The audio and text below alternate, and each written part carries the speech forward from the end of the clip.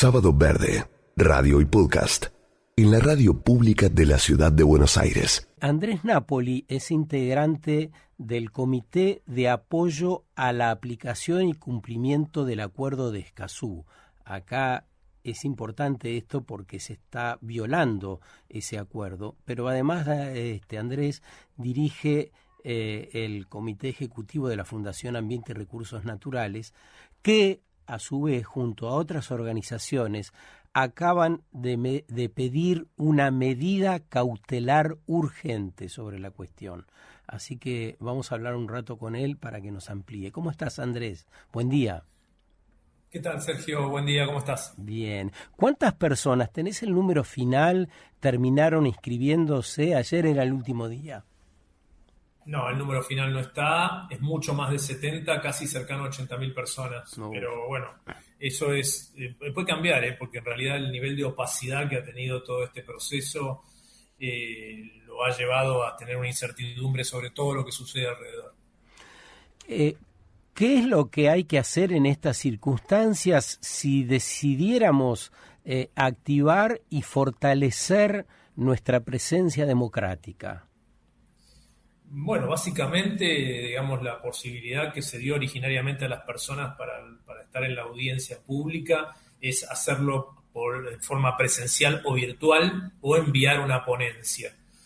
Ahí yo creo que cada uno tiene que saber cuál de esas opciones eligió y sostener esa posición. Porque después, en el devenir de la audiencia y viendo cuánta gente se inscribió, dieron otra chance, que es la que mencionaba Flavia Borofoni antes, que es la de enviar un video o hacerlo en ponencia escrita. De ninguna manera, si una persona optó por la opción de estar en manera presencial, hacerlo oral, presencial o virtual, o mandar una ponencia, esa es la forma de participar. Toda la otra que dieron, alternativa, es una forma que no es viable y no es legítima, porque en definitiva se cambiaron las reglas en el medio del camino. Es como vamos perdiendo el partido, le pedimos al juez que ponga otro reglamento. Eso es lo que han hecho en la Cámara en este momento. ¿En qué consiste la medida cautelar que presenta FARN, Greenpeace y otras organizaciones? Básicamente lo que le pedimos a la justicia es, en primer lugar, que el Congreso cumpla con las reglas que planteó. Y nosotros no somos, digamos, ridículos en el sentido de decir es viable que 70.000 personas hablen durante 5 meses. No, yo creo que lo que hay que hacer es readecuar las audiencias, porque, digamos, lo que ha hecho la Cámara de Diputados es poner 2 días de audiencia y ante la cantidad de gente que se inscribió, limitar a la gente a 2 días. Es decir, ha adecuado la audiencia a los días que había propuesto originariamente. Ni siquiera ha tomado nota de la situación que sucedió.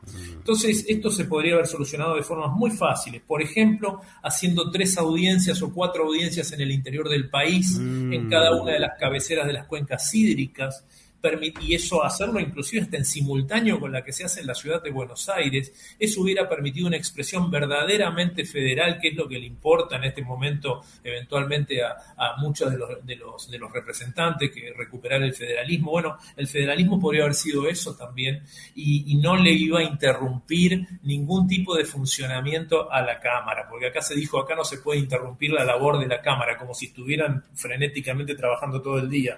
Es una cosa realmente irrazonable lo que han hecho.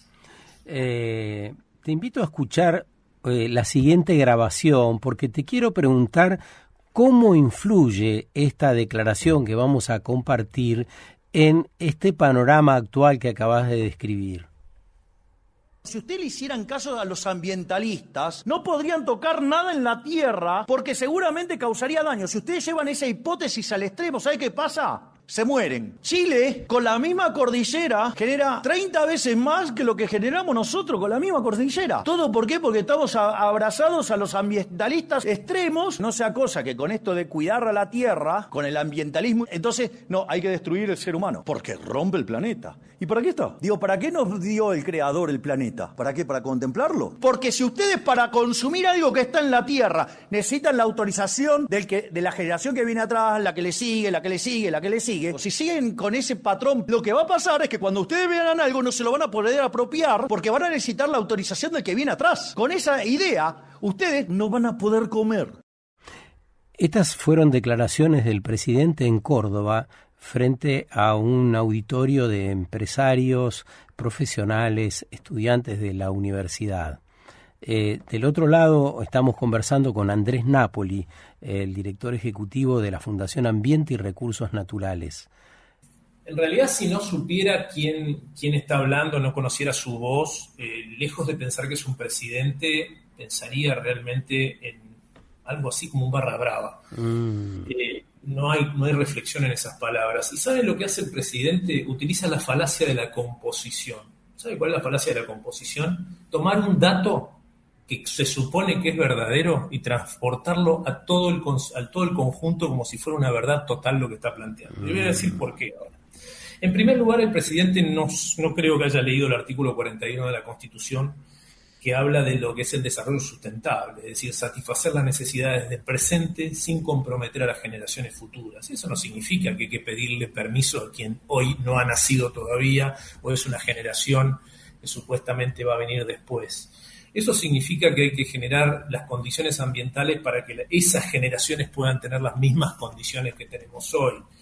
Pero cuando miramos la ley de glaciares y cuando miramos todo este proceso, hay que tener en cuenta algunas cuestiones. La ley de glaciares se sancionó precisamente por un problema grave que tenían los glaciares hace mucho tiempo y que ahora se ha agravado mucho más, que la cuestión del cambio climático. Claro. Y además también no perder de vista que esa ley se sancionó por los problemas que generaba la megaminería sobre glaciares en ese momento, y había que poner algún coto y algún control que las provincias no lo estaban haciendo. Entonces se sancionó esa ley que solamente te dice que no vas a poder hacer minería en el 0.3% del territorio nacional. 0.3%. No es que te está diciendo no a la minería, te está diciendo ahí hay situación delicada, tenemos fuentes, digamos, de agua importantísimas, de reservas estratégicas donde nacen los ríos. Y nos pone el ejemplo de Chile. El ejemplo de Chile es otra falacia de la composición, por decir, por parte de lo siguiente: compartimos la misma cordillera, ellos son ricos, nosotros somos pobres. Ellos son ricos porque liberaron las fuerzas productivas, nosotros somos pobres porque los ambientalistas nos dicen que no. Vamos a ver los datos, dame un segundo y te los digo. Claro. Chile tiene minería de todo tipo, pero la de cobre desde 1930. Y nacionalizó la empresa de cobre, la nacionalizó en la época del gobierno de Allende, en 1970. Nosotros estamos empezando a tener emprendimientos de cobre actualmente, pero con la diferencia de que Chile tiene 20 veces más reservas que Argentina de cobre. Cuando hablo de reservas es lo que se puede extraer. Si hoy nosotros agregásemos los 4 proyectos que quieren hacer ahora, por el cual están modificando la ley para permitir 4 proyectos, no vamos a superar esa barrera porque nos vamos a quedar con 20 veces menos de reservas que Chile. Entonces, Chile tiene esa riqueza, tiene ese desarrollo, tiene infraestructura. El gran problema en la minería no son los ambientalistas, el gran problema en la minería es que no hay infraestructura, no hay caminos, no hay trenes, no hay redes de electricidad. En este momento hay un conflicto enorme entre San Juan y la minera Vicuña por una red de alta tensión y ni siquiera empezó el proyecto. Y Chile tiene ese proceso totalmente desarrollado. Y además, bueno, con esto cierro, tiene una falla geológica que le permite tener riqueza minera. Nosotros, por suerte, no tenemos esa falla geológica porque además no sufrimos los terremotos como Chile, pero somos menos, digamos, ricos, como le gusta decir al presidente, en materia de minerales. O sea, hay muchas diferencias en vez de echar la culpa al que tenés al lado. Interesante los datos que nos traes, porque sirven para contraponer esa idea de arrasar con todo, inclusive en estos días donde se habló tanto, el presidente está hablando cada vez más en contra de los ambientalistas y en contra del ambiente. Se estaría pensando en algún sector del gobierno en barrer con ese artículo 41 que vos acabás de citar. Es decir, el artículo 41 estaría en la mira. Si esto sucede, realmente, la verdad no se me ocurre qué acción podría hacerse, cómo reaccionar ante semejante cosa, ¿no? Sí, yo lo que estoy viendo, estoy pensando en estos días, que se está resquebrajando el consenso que nos llevó a la reforma constitucional de 1994. Se está resquebrajando de hecho, es decir, una mayoría ha cambiado acá. Y es evidente que si yo lo miro en materia de ambiente, lo que está haciendo el proyecto de ley de glaciares es cambiar el postulado y lo que dice la Constitución Nacional, lo está dando vuelta. y lo está dando vuelta teniendo muchos votos a favor en el Congreso, es decir, alegremente los legisladores están violando la Constitución y lo que nos están diciendo es que, bueno, es evidente que algún problema va a haber y que es posible que en el futuro se les ocurra hacer una reforma constitucional que va a ser mucho más amplia que esta, si es que las condiciones políticas en el futuro los acompañan.